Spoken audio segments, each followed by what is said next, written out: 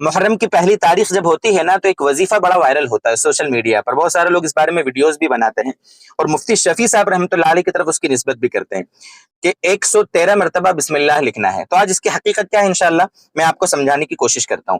مفتی شفیع صاحب نے یقیناً یہ بات لکھی ہے، جواہر الفقہ حضرت کی ایک تصنیف ہے بہت اعلیٰ، بڑی تحقیقی اس کے اندر باتیں ہیں۔ اس میں جلد 2 صفحہ نمبر 187 پر 187 پر حضرت نے یہ لکھا ہے، حضرت کی طرف یہ نسبت بالکل صحیح ہے۔ کیا لکھا ہے حضرت نے؟ پہلے اس کو سمجھتے ہیں۔ جو شخص محرم کی پہلی تاریخ کو 113 مرتبہ پوری بسم اللہ الرحمن الرحیم کاغذ پر لکھ کر اپنے پاس رکھے گا، ہر طرح کی آفات و مصائب سے محفوظ رہے گا، مجرب ہے۔ یہ حضرت نے لکھا ہے، یعنی محرم کی پہلی تاریخ کو 113 مرتبہ کاغذ پر ہمیں لکھنا ہے بسم اللہ الرحمن الرحیم، اور اس کو اپنے پاس رکھنا ہے۔ اس سے پورے سال آفت اور مصیبتوں سے حفاظت ہوگی۔ اب اس وظیفے کو لوگ بہت بڑا چڑھا کر پیش کرتے ہیں۔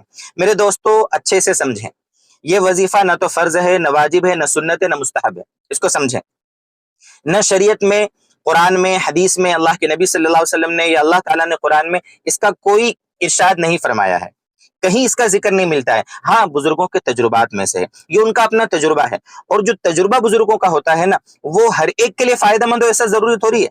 جیسے ہم کوئی علاج کراتے ہیں، ڈاکٹر کے پاس جاتے ہیں، وہ کوئی دوا دیتا ہے، ضروری نہیں کہ اس دوا سے ہمیں فائدہ ہو جائے، کبھی دوا سے فائدہ ہوتا بھی ہے، کبھی دوا سے فائدہ نہیں ہوتا ہے، اور میری اس بات سے ہو سکتا ہو بہت سارے لوگوں کو تکلیف ہوگی، لیکن یہ حقیقت ہے کہ آج کل لوگوں نے جو وظیفوں اور تعویذات اور گنڈوں اور اس طرح کی جھاڑ پھونک میں جو لوگوں کی دلچسپی زیادہ بڑھ گئی ہے، اور سنتوں کو، قرآن کریم سے اور احادیث سے ثابت صحیح اعمال کو جو لوگوں نے چھوڑا ہے نا، یقیناً یہ ان وظیفوں اور ان تعویذوں کی وجہ سے ہو رہا ہے۔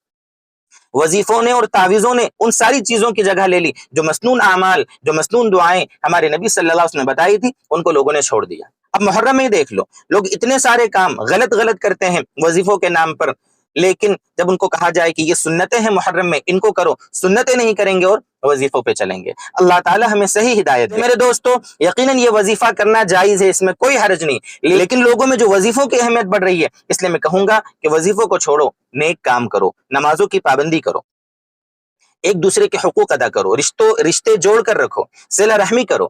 صلہ رحمی کرنے سے مال میں برکت ہوتی ہے، ایسا حضور نے فرمایا، عمر میں برکت ہوتی ہے۔ رشتوں کو ہم توڑیں گے اور وظیفوں کے چکر میں پڑیں گے، نمازیں چھوڑیں گے اور وظیفے کریں گے۔